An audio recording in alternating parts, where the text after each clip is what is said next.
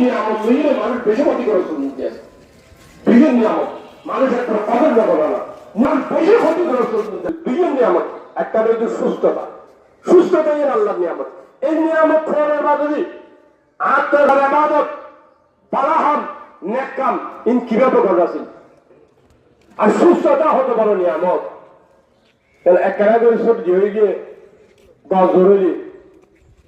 ইয়ের বরদাস্ত করে নিয়ে হয়েছিল আজীব লাগে কি কি যে অশান্তি লাগে না এই সামান্য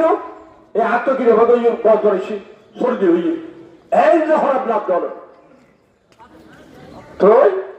তুমি সুস্থতা ইয়ে হতে পারো নিয়ামত তো আয় আর সুস্থতা আয় খাজুর লাগাই না লাগে